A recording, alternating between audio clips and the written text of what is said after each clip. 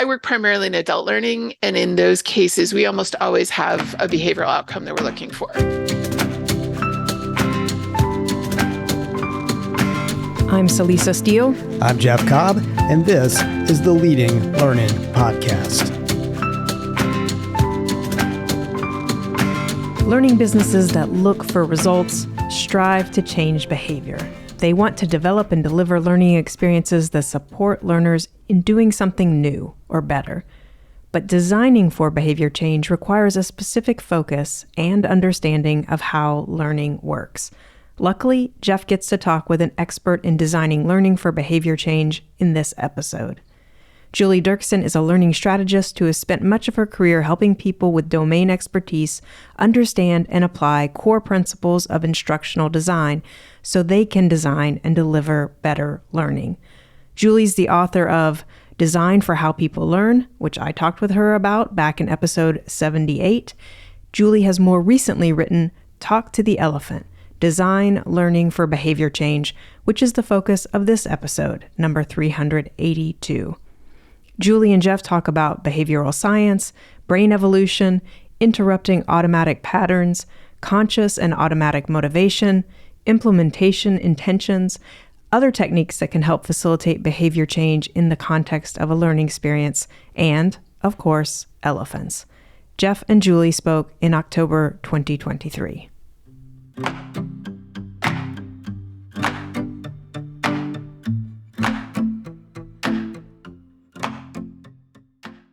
That new book, that'll probably be most of the focus of our conversation today. So Talk to the Elephant, Design Learning for Behavior Change. And I mean, presumably all of us want to change behavior. Even a change in knowledge is, I assume, going to usually lead to some sort of change in behavior with what we're designing.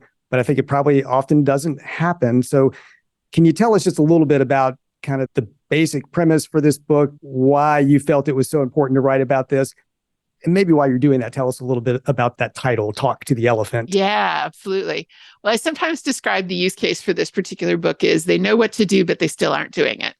So anything where people already have kind of the knowledge or even the skill in the area, and yet for some reason the behavior is not happening. People aren't wearing their safety goggles, or people know they should save more for retirement, but they aren't, or people know that they should wash their hands for 20 seconds, and yet we're lucky if we get 5 seconds. That kind of, any of those behaviors where we know the right answer, but we still struggle with it. I've got several behaviors that I know I should be doing. We should all be eating better and exercising more and not looking at screens right before bed, and all sorts of things that I also struggle with myself. So I'm very, very sympathetic to this, but I work primarily in adult learning. And in those cases, we almost always have a behavioral outcome that we're looking for, except for things like community ed or something like that. We really don't have a knowledge for the sake of knowledge thing in most, whether it's workplace or whether it's kind of professional development, or even in higher education. You may have some stuff in colleges and universities that's learning for the sake of learning, but there's still often some behaviors that are associated with it.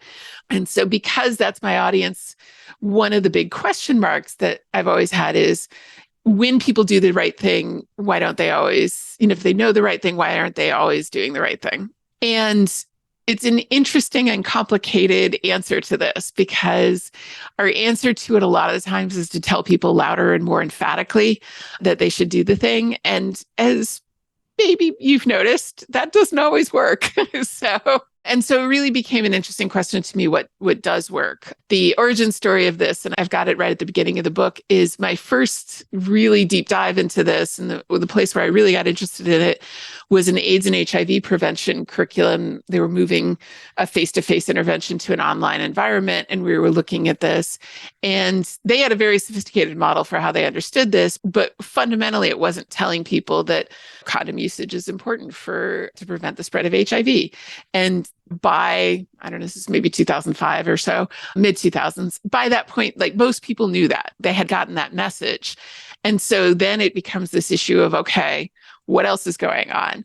And the answer of what else is going on turned into many years of trying to understand the science better. And there's been a lot happening in behavioral science, and how do we bring it over into learning and development or into curriculum design or any of those kinds of things. But the title of the book is Talk to the Elephant, Design Learning for Behavior Change. And the elephant is from a metaphor, a model that was coined by Jonathan Haidt, who's a psychologist, in a book called The Happiness Hypothesis. And he talked about how our brains were like a rider and an elephant. And so if you think about the oldest parts of your brain, they're things that control like breathing and heart rate and reflexes. And they're usually, a lot of that stuff is based down right at the base of your spinal cord. So these are parts of your brain that have existed the longest from an evolutionary point of view. Then we get a lot of things that control how you sense the world. So vision and hearing, and then a lot about how you operate physically in the world. So gross motor control, fine motor control. We also have a big area in the middle of your brain, the limbic system, which is your amygdala and your hypothalamus. And it gets into things like emotional regulation and fight or flight and all of those kinds of things. And then right up behind your eyes, you get this area called the prefrontal cortex. And that is arguably considered to be the seat of things like logic and reasoning and impulse control and projecting out into the future and planning and things like that. And so I'll just claim I'm grossly simplifying brain regions, so take this all with a grain of salt. But the idea behind this that Haidt was talking about is we have this little rider who's saying, hey, logically, we should do this, sitting on the back of a big elephant that's kind of like, but this feels better than this, and this is where I am right now, and this is my whole sensory perception of the world, and this is what I feel, and all these kinds of things. So all the physical, visceral experience and feeling and emotions is an elephant with a little rider on the top going, hey, exercising now will give you more energy later, where your elephant's like, but the couch is right here, and it's comfortable, and it's delightful, and we could just lie down. So, like that is often this sort of binary model of decision-making. And a lot of the behavioral science people, Thinking Fast and Slow, kind of uses something similar to it. There's other kind of versions of this sort of compartmentalized decision-making, your impulse decision versus your well-thought-out rational decision. You get people like Joseph Ledoux, the neuroscientist, who talks about high road versus low road cognition, which is also related. They're all kind of they're not exactly identical, but they're all kind of in the same space. And the idea that you have what logically you should do versus what feels right in the moment. And the elephant is what feels right in the moment, and your rider is what's logically making an argument for future benefit or things like that. And we have a very strong tendency in most education to talk to the rider. We talk to the rider, we make the logical argument, we give the facts, we give the information, and then send them off into the world and then go, hang on, they're not doing the thing. And the reason that they're not usually doing the thing has to do with all these factors that influence the elephant. So intellectually, I know that I should wash my hands for 20 seconds. In the real world where I'm really doing things, I don't always do it.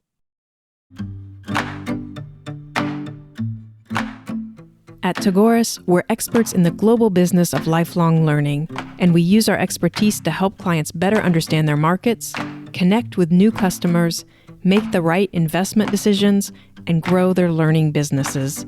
We achieve these goals through expert market assessment, strategy formulation, and platform selection services. If you are looking for a partner to help your learning business achieve greater reach, revenue, and impact, learn more at tagoras.com/services. I'd be interested to hear, how, I guess I love that metaphor about the elephant and the rider. I find it very useful. How do you think of that concept and really this book in relationship to your previous book, which I feel is like really sort of nuts and bolts? Here's how you really design learning that works. Is this kind of almost providing the bigger context for designing for how people learn? Or how do you think about the relationship between the two books? Yeah, I think it does. I mean, in the first book, I was kind of the basics of learning design, and I talked about how do you design learning if information transfer is your goal? How do you design learning if skill development is your goal? How do you design learning if habit formation is your goal? How do you fix the environment rather than trying to fix the person? How do you fix the things around them to increase the likelihood of performance? And then chapter 8 in that book was design for motivation, which is really kind of the short version. I mean, the rider and the elephant show up in that chapter as well. And once I dug into it, there was so much more to kind of talk about there. And also having a really systematic way of kind of chipping through our understanding of these things, because we as designers often have an impulse about what we think is needed, right? I just need to convince them that it's super important, like hand washing is super important. I just need to convince them of that, right? And that's great. Sometimes we're right about those things, but it can kind of create a bunch of blind spots around, oh, well, actually, might be much more effective to make hand washing easier in the environment than it is to try to really convince people that hand washing is super important. Or it might be more important to give them the visceral experience of what happens rather than the intellectual experience of what happens when hand washing isn't done right. Something that kind of has a more of that physical emotional appeal. So there's a bunch of reasons why we need to be careful, because if you're solving the wrong problem, if you're solving the problem of, you've decided the problem is to convince them that something's important, well, there's lots of things that I know are important. Doesn't mean I do them. And so if you've decided that the problem is they don't understand that's important, then you're going to be all in on that problem. But if you have some good methods for really kind of understanding where the learners are coming from and what things they care about, and yes, they already believe it's important, but they also believe that it's really hard to do in this environment, or they believe that it's important, but they believe it's less important than these 16 other things. Trying to understand kind of how people understand value, what motivates them. I was reading an article, I think just a few days ago, where they were talking about messaging around climate change, right? And I'm absolutely somebody who believes that climate change is an important issue to talk to people about. But one of the things that the article author was talking about was how a lot of the messaging was about how terrible everything was. Well, one of the problems is that if you focus entirely on how terrible everything is, it creates, and regardless of how you feel about climate change, I think this is a principle for a lot of things. If you constantly bludgeon with message that it's terrible, it's terrible, it's hopeless, then instead of being like, I am galvanized into action, you go, I'm just going to go lie down again on that same couch because I think there's nothing I can do, right? And so there's no point in exerting efforts. We're starting to get into places where you have to be really careful that you understand what the issue is. So if the issue isn't people need to believe it's important, the issue is people need to believe that there's some action they can take. Well, those are two very different messages. And if you're leaning into it's important because bad things are happening rather than leaning into, yeah, it's scary, but there's so much you can do, then you're going to potentially have not only no effect, but potentially a negative effect on the actual behaviors that you're hoping to change. Well, and I know that's something you emphasized from the very beginning of the book, that if you're going to change behavior, you really have to understand the needs and challenges of your audience first so that you're able to provide the right sort of learning experience to change that behavior. And I personally find that often gets glossed over. I mean, I guess it's supposed to be part of that analysis phase of the classic Addy type model, but a lot of times we just don't go in depth enough. And I think we'll understand the rider, but we don't understand the elephant necessarily when we're trying to design. So you've talked about it a little bit, but what else or what more can those who are trying to design for behavior change, how can they get at what the real needs and challenges are and consistently identify those so that they are able to address, what matters to the elephant, they understand the elephant. And I guess at the same time, you can't forget the rider. You have to understand the rider as well. Right. The model that I lean on pretty heavily in the book is a model called COMB, which is part of the behavior change wheel. And this is a model that was developed by Susan Mickey and her colleagues at University College London Center for Behavior Change. And what they did is they were seeing a lot of like motivational behavior change models popping up in different domains and in different disciplines. There's a lot of work that we pull on from public health, but there's also behavioral economics. There's also general psychology, all of these kinds of things. And so what they did is they did a survey across a bunch of these models and brought it all together to try to make something that was a bit more comprehensive, because you could really be working on habit formation over here, but then you need to work on bigger picture motivation issues over here, and to try to have something that was kind of a comprehensive model. And COM-B, which sits within the behavior change wheel, is capability, opportunity, and motivation, which sounds really simple and it's great. Is the person capable of making the change? Do they have the opportunity to make the change? And are they motivated to make the change? But once we start to dig into these, we get a lot of depth in the model. So capability is, we look at things like physical capability. You know, if you need nurses to turn patients who are in danger of getting pressure ulcers, they physically need to be able to do that activity of turning patients and things like that. Then they need to have the psychological capability, which is often the knowledge or the skills, but it also may be kind of the ability to just stick with it. If the behavior is doing a highly detailed thing over and over again and just staying focused for large periods of time, that sort of ability to stay focused may be something that we also need to develop in the learners in order to do it. So that's what we would look at for capability. Within opportunity, there's two main areas. One is, does the physical environment support it? Right? Compliance with hand washing guidelines in healthcare practitioners went up significantly with the introduction of alcohol-based hand rubs. So being able to move away from purely soap and water to achieve the hand washing goals, but actually to use the alcohol-based rubs.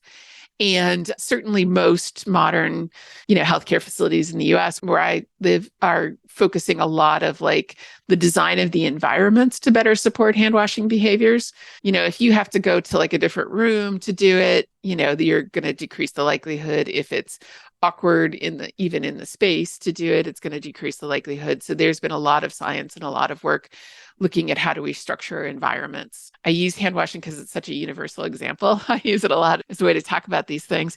But then also the social opportunity. Do you have social support? Do you see the behavior being modeled around you? Do you believe that it's part of the social norms in the group that you're operating in? I was talking to somebody and she works at a social services organization, and she was talking about how the new people coming into the organization keep getting underwater and won't ask for help. And she's like, it's really frustrating. We keep telling them it's okay to ask for help. And I'm like, well, do any of your experienced people ever model the behavior of asking for help?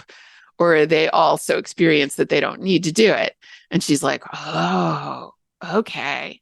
And we talked about like, well, maybe they're going to have to model it sometimes. They're going to have to show that even if you're an experienced person, it's okay to occasionally stop and say, hey, I think I've got too much on my plate. Can we talk about strategies, so that the new people coming in genuinely believe that this is an acceptable social norm within the environment? Because if everybody who's experienced and senior doesn't do it, then what the belief is, it's not really okay. And then the last one, M, is motivation. And we look at two different kinds of motivation there as well. One is our kind of conscious motivation. What are my stated goals for something? How do I define my values? How do I define my identity? How does this behavior match up to those things? One of the challenges we have in a lot of compliance-based learning environments is the stated goal is just get it done, right? Not do this because it makes you a better doctor or engineer or construction worker or banker or whatever it is. The goal is get it done because we need it for a legal accountability issue. We just need it for compliance checkoff. Well, if that's the stated goal, people will figure out how to do that goal, but they may figure out how to do that goal in the most efficient way possible, which could be letting the screen play and clicking the next button when the screen runs out while you're making dinner or something like that, as opposed to engaging sincerely with the material. And these are often people who are good at their jobs and are sincere about their profession, but we've managed to disconnect a lot of compliance training from the actual purposes of it and the reasons that it's part of you being a better nurse or accountant or banker or whatever it's associated with. And as long as that's the case, people will figure out what's the most efficient way to do the thing. If the thing is checking the box, as opposed to having some more meaningful purpose to them. And then the last part of motivation is that automatic motivation. So it's our habits, our biases, it's our feelings, it's all of that sort of visceral elephant stuff. Because one of the things that I see a lot in learning and development is we talk about WIFM, sort of the what's in it for me, and making the case to learners for why this is important. And you should absolutely do that. I 100% do not disagree with the idea that you should tell people the what's in it for me, but I actually think that's often not enough. Because what we're saying is, hey, this is important. Well, at any given day, there's about 37 different things I should be doing with every minute of that day. So it's not enough to tell me that it goes on the list. It has to be up in the top 5 or it's not going to happen. Because, I got 32 other things that are also on that list. And this is one of the universals. There's 2 things that I sort of see as universals and for most of these behavior change challenges. And one is competing priorities. We're all just real busy. We all got a lot going on. We all have to pick. And so even though often as a learning designer, I think this is super important, once it gets thrown into the mix for nurses working in an emergency room or something like that, well, of course, my training on pressure ulcer prevention is good and useful, but it may not make it past item 30, 37. It may not, because they got a lot of other stuff on their plates. And so that piece of it for the motivation, people have to feel that things are important. You have to there's good evidence that if we're not having some kind of emotional, visceral impact on something, that acts as an actual cue to our brain that thing is maybe not very important. And so learning that's designed to be abstract and conceptual and factual and not have any of the things that tie us into the stuff that's compelling for the elephant, which is the physical world that we're in, or things being immediately important. One of the things about the elephant is it's very present biased. So it's very much like what seems like the best choice right now versus considering what might be the best choice a week from now or a year from now or 10 years from now or things like that. And most of those personal habits we struggle with, whether it's making healthy eating choices or not smoking or exercising more or whatever, that's almost always something where the effort gets expended right now, but the benefit doesn't show up for a while. Or where if I have a negative consequence, I get the pleasure of doing the behavior, but the punishment doesn't show up for a while.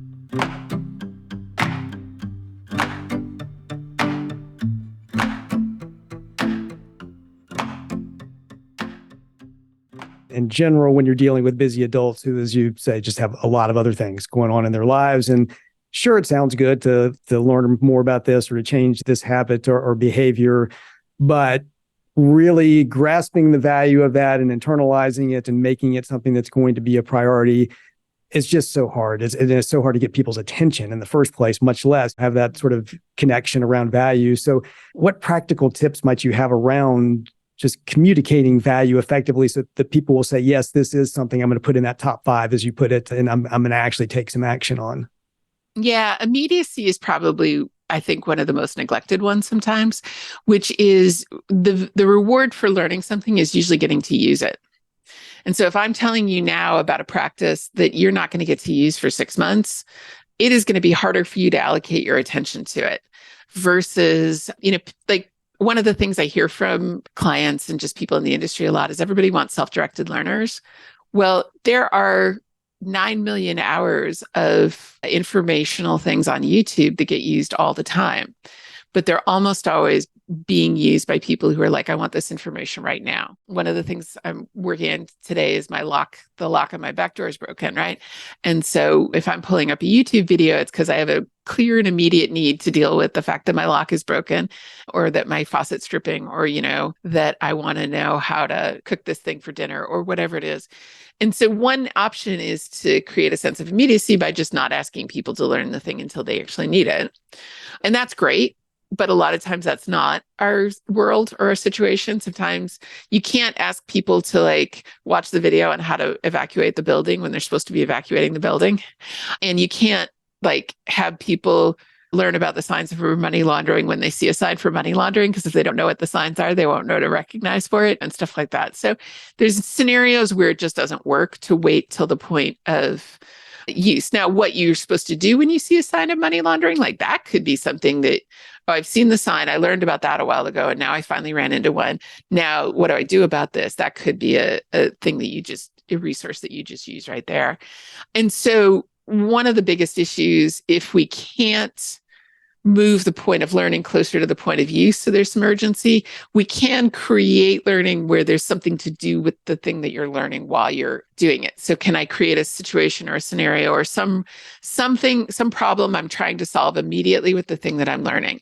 Because that gives that feeling of immediacy.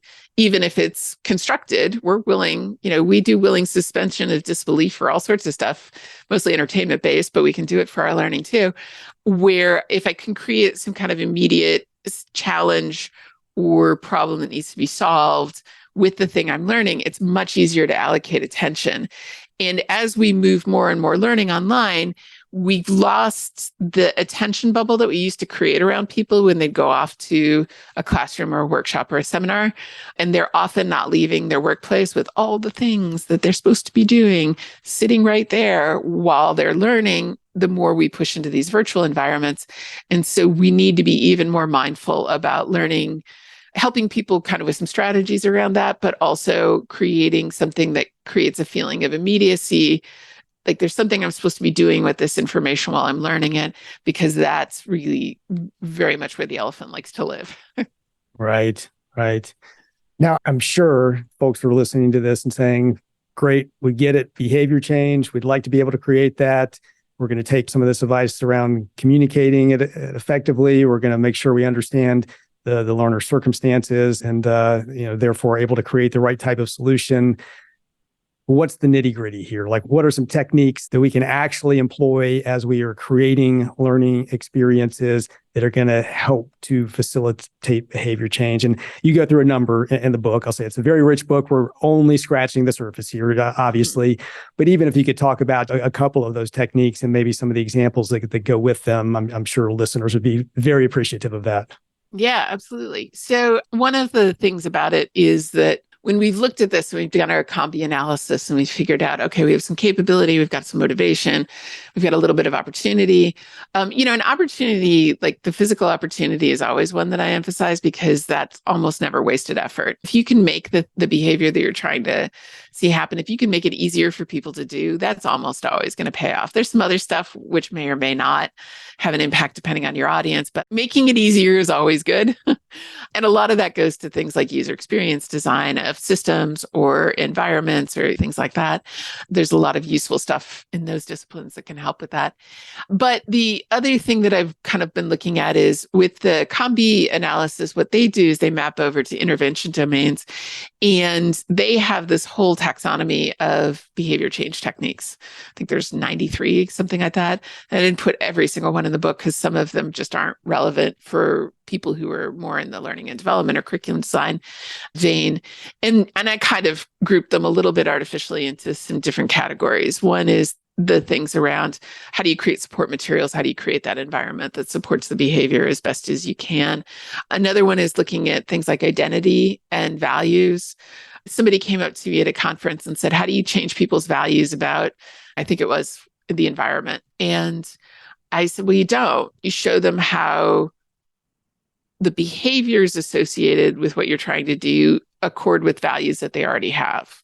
And there's good science on that too. If you understand what values people have and you can talk about the new behavior in terms of those values, there's research that suggests you're going to get better uptake on it and things like that. Also, I spend a lot of time with self-determination theory, which is a model I like, and people who've read Dan Pink's book Drive are probably familiar with that.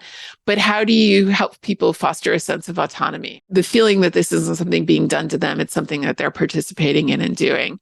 How do you foster a sense of mastery or accomplishment or competence and things like that? How do people feel like they have some success and that they're like getting better at it and things like that?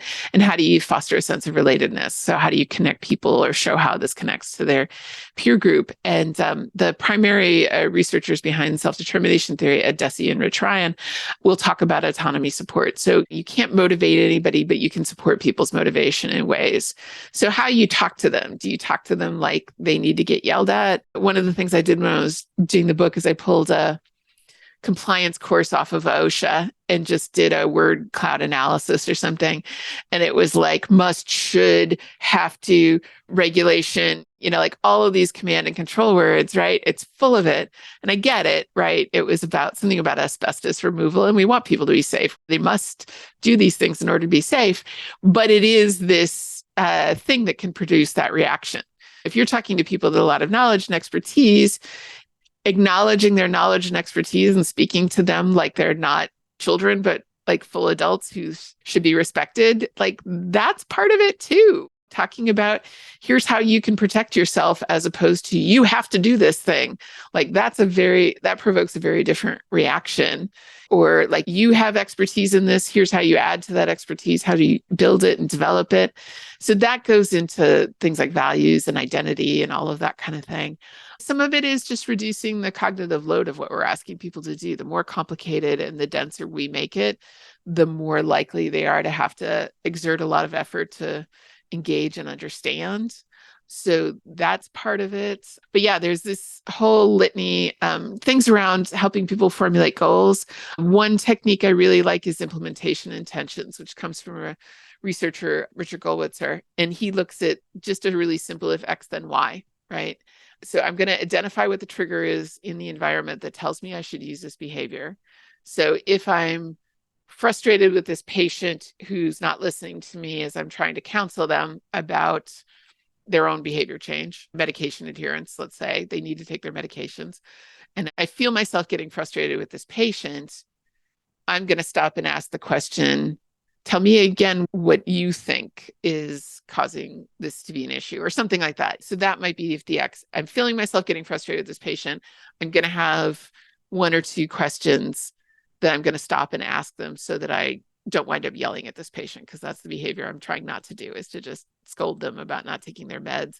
I'm going to stop and ask questions. So if X happens, my frustration, Y is stop lecturing them, ask a question, that kind of thing.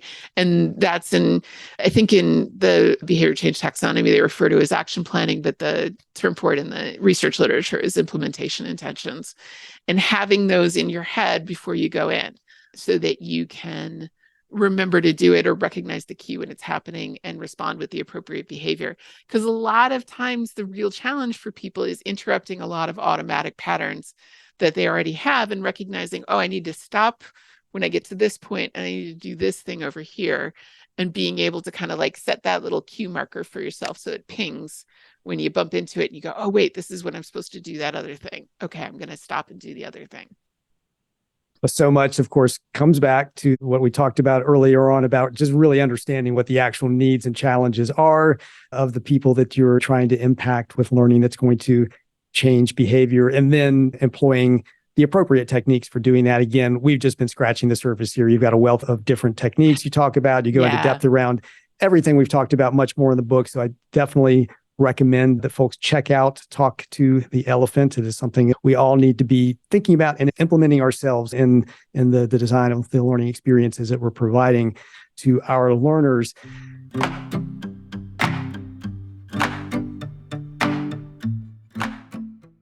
As you may know, because you've been on the show before, way back in episode 78, we like to ask people about their own approaches to lifelong learning, which I believe, have asked you about before. So I'd like to change it up a little bit this time, given the context of this new book that you've written, and talk about behavior change in your own life, and sort of, are there lessons you take from the book? How do you approach behavior change in your own life? Because, all of us, I think, probably have our goals with respect to behavior change. And so it'd be nice to know where you're finding some success in your own life. Yeah, and it's one of the kind of important things to mention is that absolutely none of these are magic bullets. What you typically find in most of these approaches to behavior changes, you wind up with kind of an accumulation of methods to try to move the needle, because maybe each one is going to just have a little bit, but if you can kind of stack up the different methods and have them be something where the learner can maybe make some choices and things like that, it can be more effective. So my own purposes, I think I'm much more active about the habit formation piece, and specifically do use the sort of implementation intention idea. I have certain things like whenever I'm looking for something and I can't find it, one of my implementation intentions is when I do eventually find it, when I put it away again, I don't put it away where I eventually found it. I put it away where I first looked for it, because that's apparently where I think it's supposed to go. So that's just a tiny example of trying to like create or recognizing, something like, because I'm not a naturally tidy person. And so trying to find habits around it. So, or like recognizing, hey, a bunch of this stuff is accumulating because there isn't a right place for it to go. Maybe I need to stop and like create places for certain things to go in order to do that. In my own behavior and practice, I've definitely found one of the things about writing a book is your elephant shows up in all sorts of fun ways around procrastination and reasons to not get started. And so trying to find some very deliberate habits around things that seem to work in terms of being able to sit down and focus on something like actually writing and identifying, okay, if it's not working for me, what do I think is not working in this particular environment? What do I need to do to change it?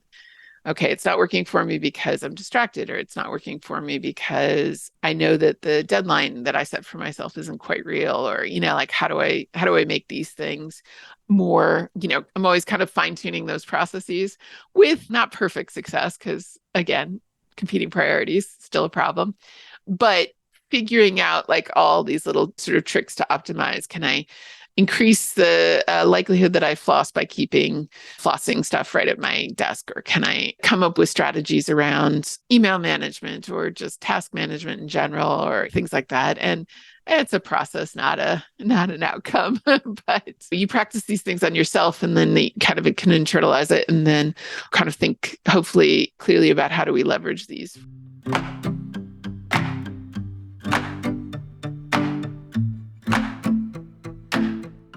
Julie Dirksen is a learning strategist, instructional designer, consultant, speaker, author, and someone committed to using learning to support behavior change.